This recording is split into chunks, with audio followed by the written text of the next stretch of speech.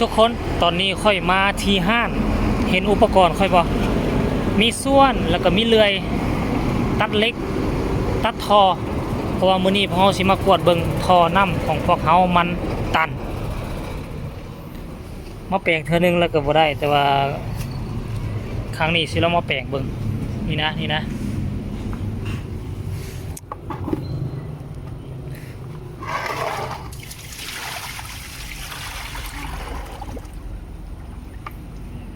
นี่นะมันตัน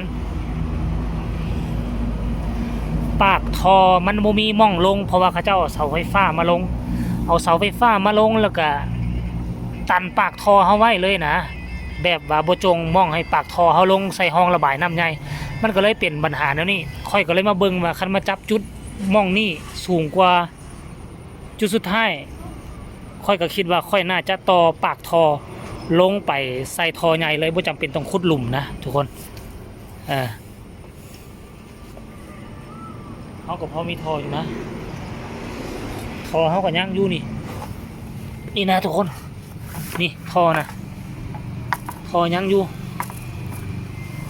ก็น่าจะใส่สูตรเหนียวทุกคน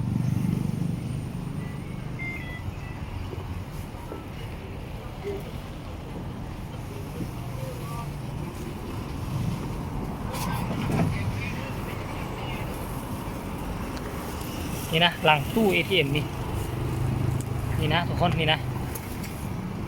เห็นบ่อันนี้นี่คือทอของเฮาเข้ามานี่เดี๋ยวนี้น้ำมันยึงนี่มันไปใส่บ่ได้เห็นบ่น้ำเห็นบ่น้ำมันยึงอยู่นี่มันไปใส่บ่ได้ในเมืองไปใส่บ่ได้เขาต้องหาแผนสิหาแผนเอาได้ว่าสิเจาะหั่นลองเบิ่งว่ามันสิเจาะได้บ่ท่านผู้ชมอย่ามาลุ้นกันนะเดี๋ยวมาลองเบิ่งแต่ว่าทอนี่เป็นทอน้อยบ่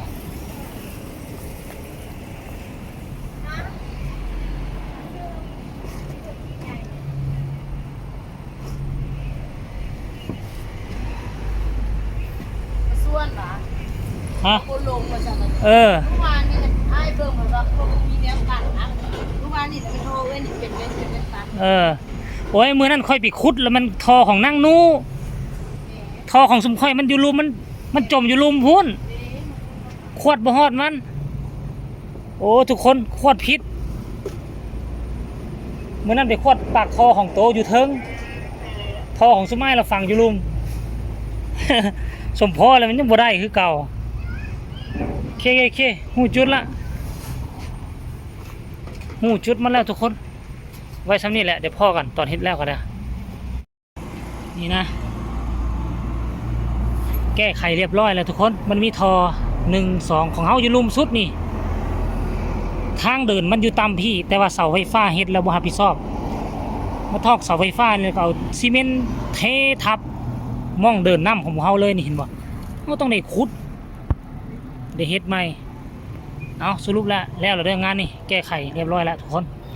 จบ